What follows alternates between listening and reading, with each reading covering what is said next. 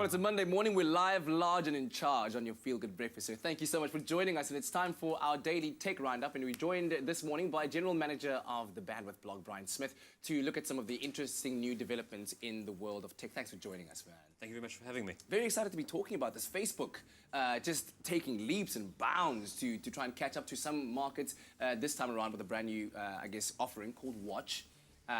Where you can now view content, and Humans of New York is about to make its debut on that. Tell me about that. Well, I don't think there are many of us who are unfamiliar with Humans of New York, but for the uninitiated, it's a photo blog hosted and built on the back of Facebook by Brandon Stanton, who's a local New York photographer. And what Brandon does is that he creates portraits of local New Yorkers and persons from the wide international community, along with a tidbit of their story or something pertinent to the photo. Now, Humans of New York is going to be the first episodic documentary hosted on Facebook's Watch platform. It's going to be in 12 episodes. We do know there's a paid arrangement behind this, but we don't know how much Facebook has agreed to spend. What we do know is Facebook in the past has agreed to spend between $10,000 to $25,000 per episode. Wow. Do you think it's going to catch on, though? Because they're competing against the likes of paid platforms like a Netflix and, you know, everything out there that's being offered. Do you think this will really catch on? I think there's a strong chance. I mean, if you think about Humans of New York, it's been built on the backbone of Facebook. As of today, it has 17 million followers, 18 million likes, so there's a definite audience. And I think people are definitely going to be interested to see how the project transitions to film. If they edit it short enough, I'm sure they'll start building up that viewership. And then an interesting development in the world of textiles, where future clothing might be made from this material when it stretches, generates its own electricity. Tell me about this. So one of the problems, if you consider about wearable gadgets and why we don't have connected clothing, is that necessarily wearable technology requires power.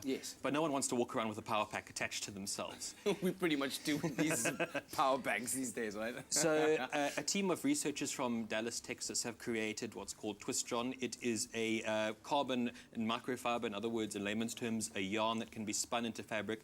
The important thing is that it can conduct electricity when exposed to electrolytes that could conceivably come from human sweat.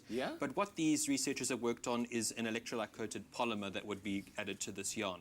So ideally, this could be used to power connected gadgets, connected clothing. It could revolutionize the wearable market as we know it. I'm sure a lot of testing still has to go into it. That you don't want to be getting electrocuted by your shorts while you're wearing them running, right? We hope not.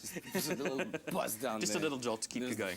And then finally, exciting news for Team Samsung. Last week in New York, they were unboxing the Note 8 and now the development of Bixby and the new update of Samsung's smart speaker. Tell me about that. So it seems wherever we have a digital assistant, there's a smart speaker popping up. And now DJ Ko, Samsung's mobile head, recently confirmed to CNBC in an interview that Samsung is now working on its own smart speaker, like some other entrants we've had in the market recently. We presume this will be run by Bixby, which is the AI Samsung recently announced in completion on Wednesday this week and is now on the Galaxy Note 8 in addition to the Galaxy S8. It's quite interesting because some assistants, such as Google Assistant, for example, operate more on informational queries. Bixby's more about context. So I could say to Bixby on my phone, select the 5 most recent images in my phone and move them to a new album. And Bixby would understand that. Wow. So it'll be interesting to see how that branches out to Samsung's wider device and electronic portfolio.